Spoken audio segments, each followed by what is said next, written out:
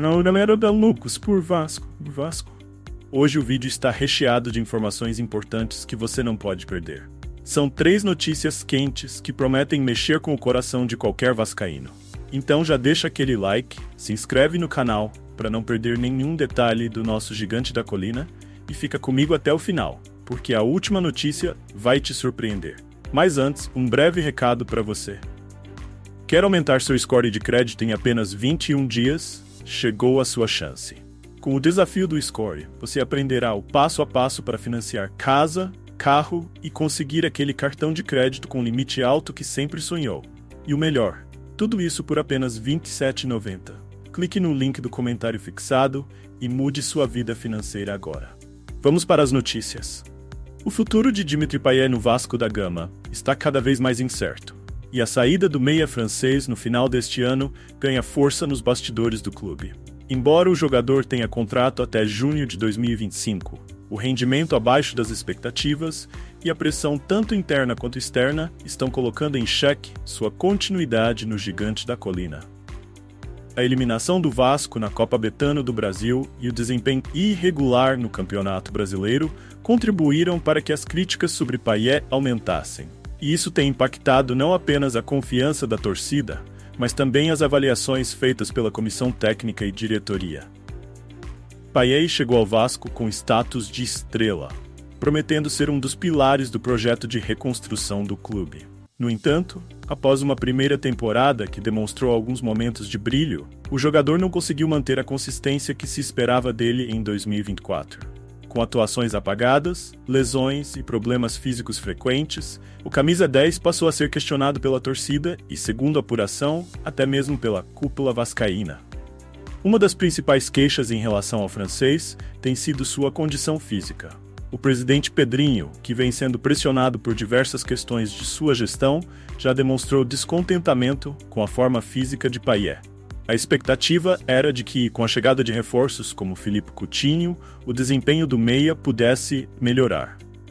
No entanto, o cenário não se alterou, e Payet continuou com dificuldades em campo. Em alguns jogos, chegou até mesmo a ser barrado, algo que nunca foi visto antes em sua passagem pelo futebol europeu. Além do rendimento dentro de campo, outro fator que pesa contra a permanência de Payet é o alto custo de seu contrato.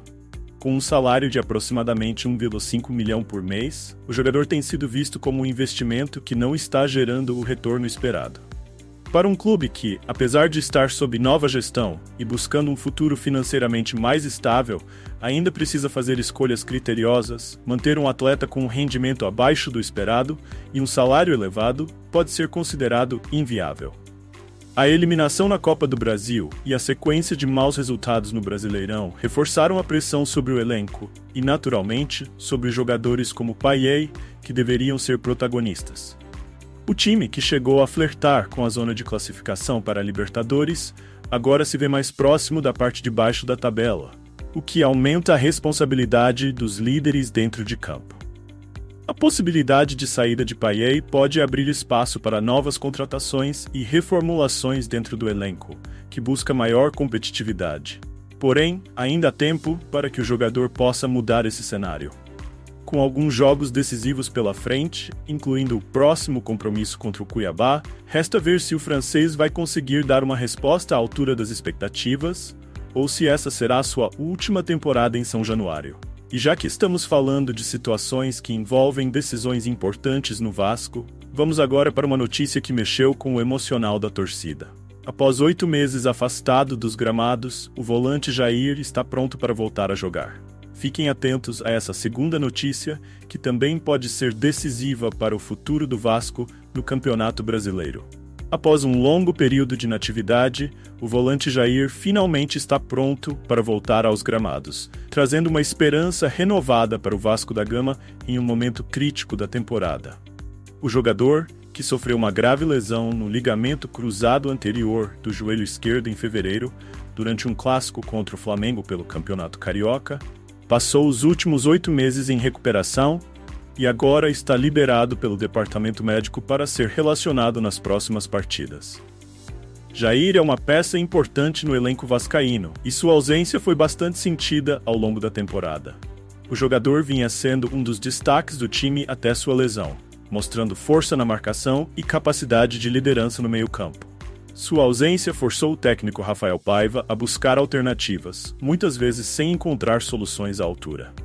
Agora, com o retorno do volante, o Vasco ganha um importante reforço, sobretudo em um momento em que a equipe luta para se recuperar no Campeonato Brasileiro e buscar uma vaga em competições internacionais.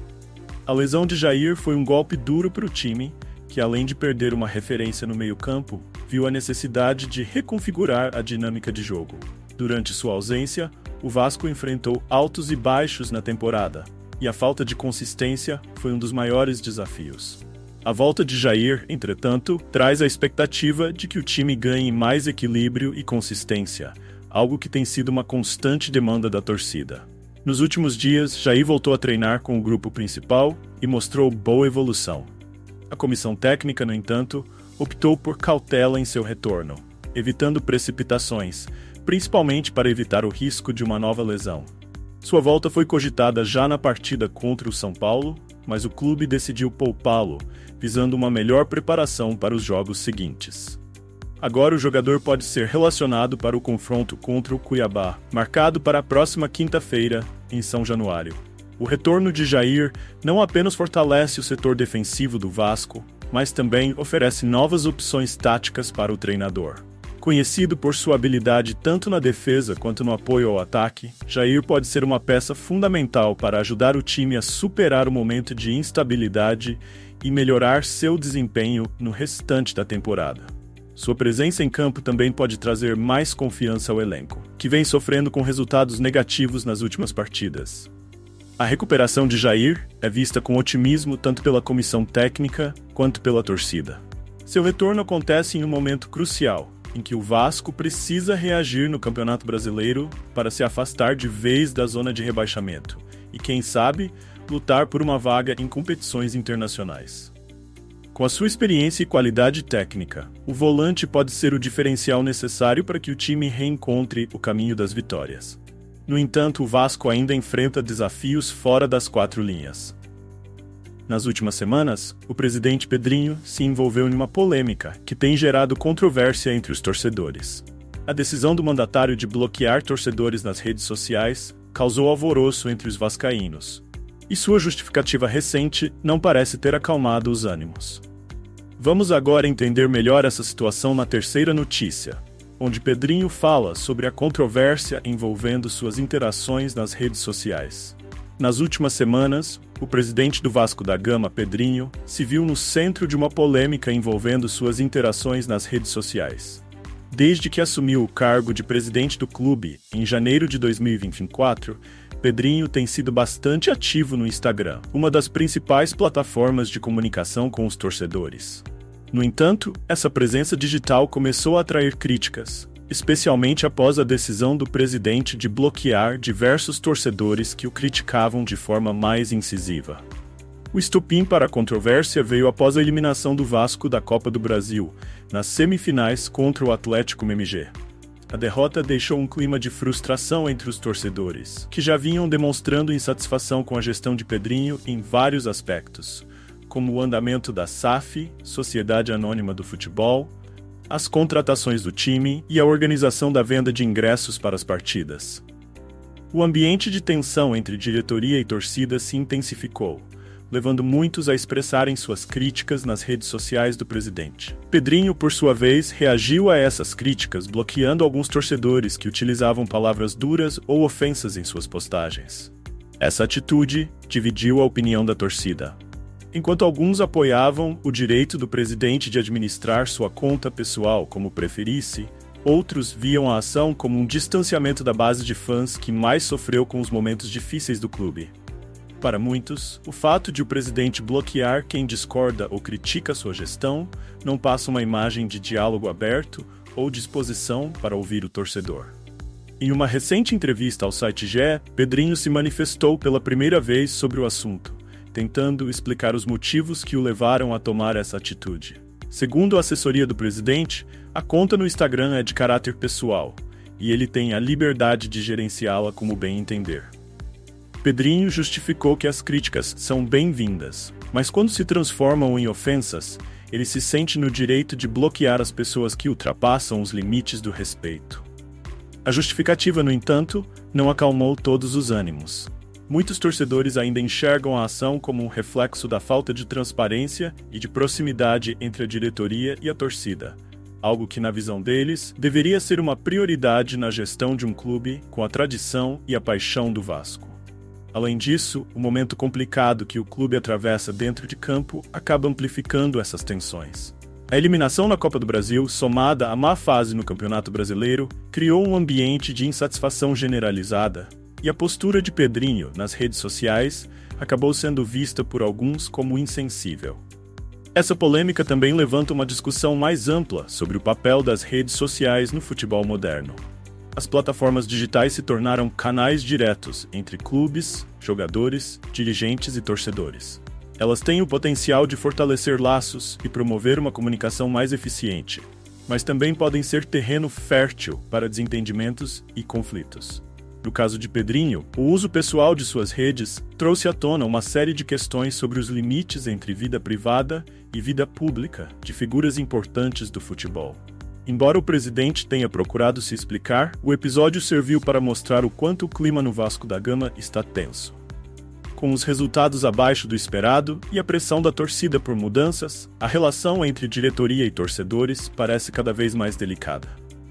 Pedrinho, agora, tem a missão de reconquistar a confiança de uma torcida que sempre foi fiel ao clube, mas que também é exigente e apaixonada.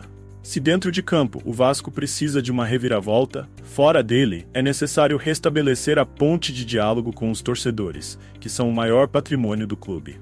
Agora, com esse episódio das redes sociais explicado, o foco volta para o desempenho do time em campo, que busca reverter a má fase e voltar a dar alegrias à torcida.